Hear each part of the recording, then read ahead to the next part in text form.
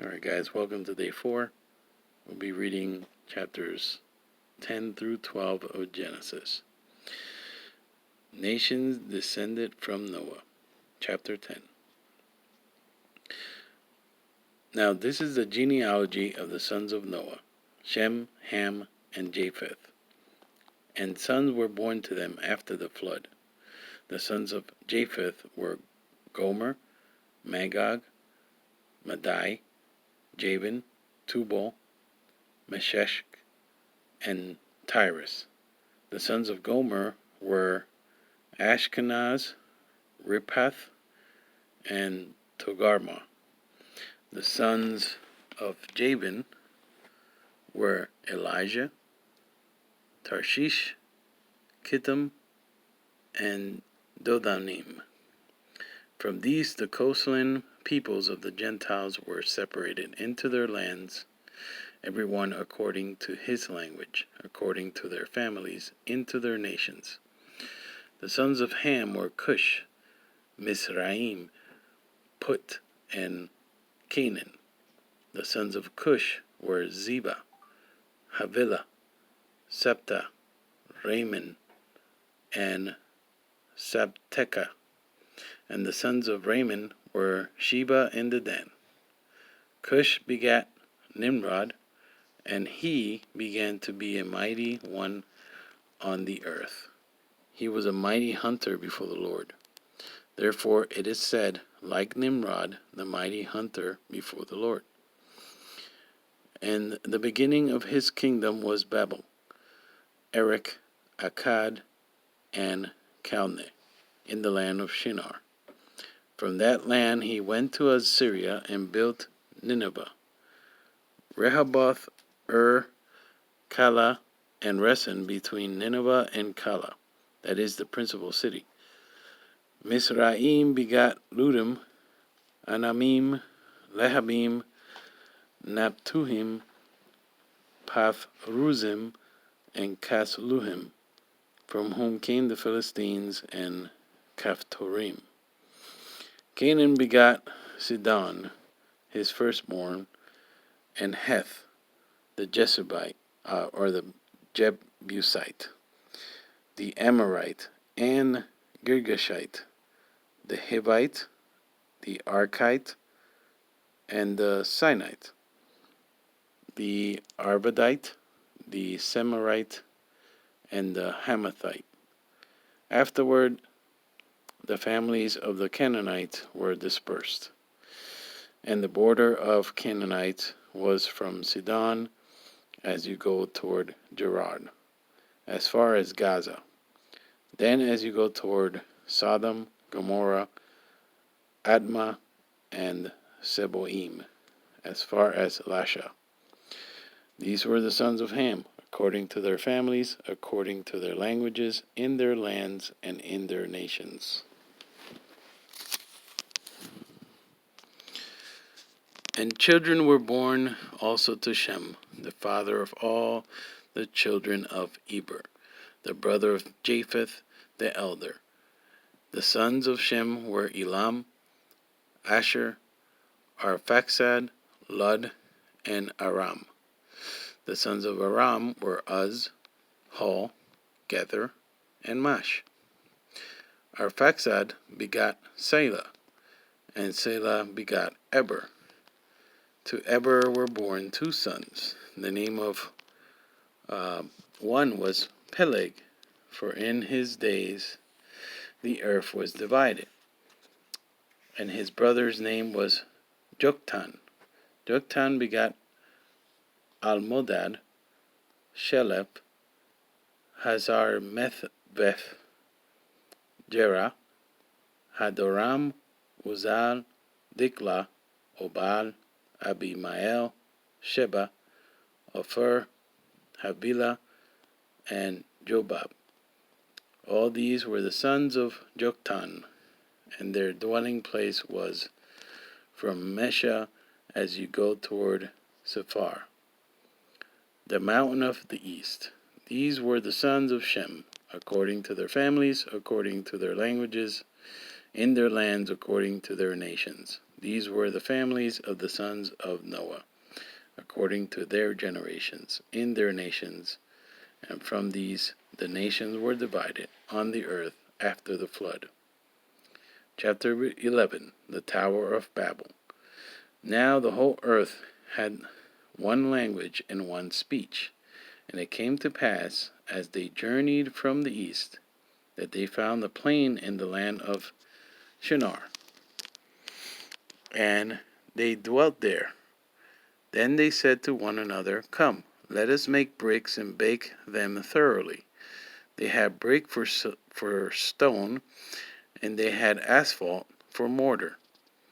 And they said, Come, let us build ourselves a city, and a tower whose top is in the heavens. Let us make a name for ourselves, lest we be scattered abroad over the face of the whole earth. But the Lord came down to see the city and the tower which the sons of men had built. And the Lord said, Indeed, the people are one, and they all have one language, and this is what they begin to do. Now nothing that they propose to do will be withheld from them. Come, let us go down, and there confuse their language, that they may not understand one another's speech. So the Lord scattered them abroad from there over the face of all the earth. And they ceased building the city. Therefore its name is called Babel, because there the Lord confused the language of all the earth. From there the Lord scattered them abroad over the face of all the earth.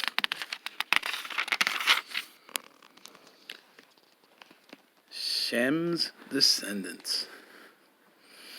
This is the genealogy of Shem. Shem was 100 years old, and begot Arphaxad 2 years after the flood. After he begot Arphaxad, Shem lived 500 years, and begot sons and daughters. Arphaxad lived 35 years, and begot Selah. After he begot Selah, Arphaxad lived 403 years, and begot sons and daughters. Selah lived 30 years, and begot Eber. After he begot Eber, Selah lived 403 years, and begot sons and daughters. Eber lived 34 years, and begot Peleg. After he begot Peleg, Eber lived 430 years, and begot sons and daughters. Peleg lived 30 years, and begot Reu. After he begot Reu, Peleg lived 209 years, and begot sons and daughters.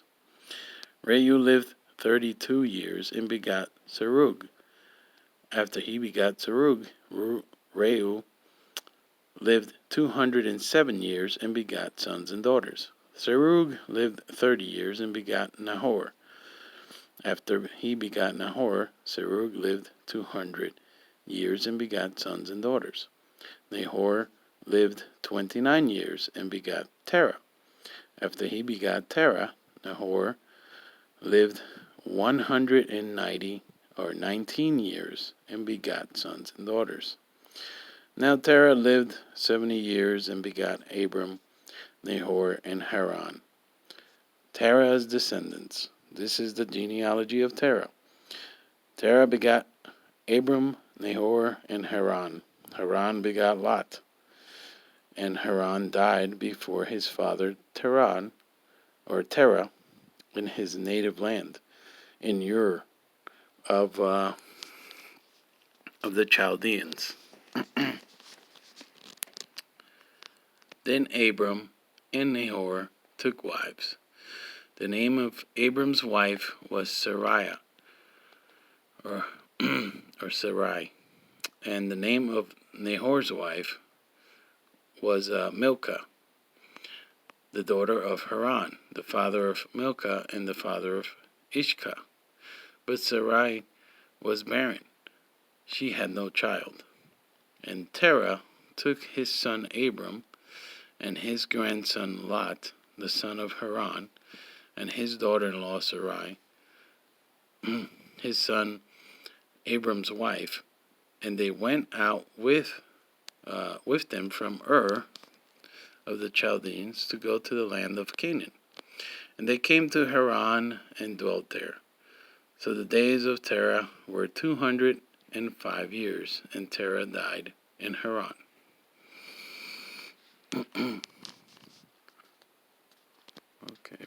So chapter 12, promises to Abram. Now the Lord had said to Abram, "Get out of your country, from your family, and from your father's house, to a land that I will show you. I will make you a great nation. I will bless you and make your name great, and you shall be a blessing. I will bless those who bless you, and I will curse him who curses you. And in you all the families of earth shall be blessed." So Abram departed as the Lord had spoken to him, and Lot went with him. And Abram was 75 years old when he departed from Haran. Then Abram took Sarai his wife, and Lot his brother's son, and all their possessions that they had gathered, and the people whom they acquired in Haran. And they departed to go to the land of Canaan. So they came to the land of Canaan. Abraham passed through the land to the place of Shechem, as far as the terebinth tree of Moreh. And the Canaanites were then in the land. Then the Lord appeared to Abram and said, "To your descendants I will give this land." And there he built an altar to the Lord, who had appeared to him. And he moved from there to the mountain east of Bethel. And he pitched his tent with Bethel on the west and Ai on the east. There he built an altar to the Lord and called on the name of the Lord.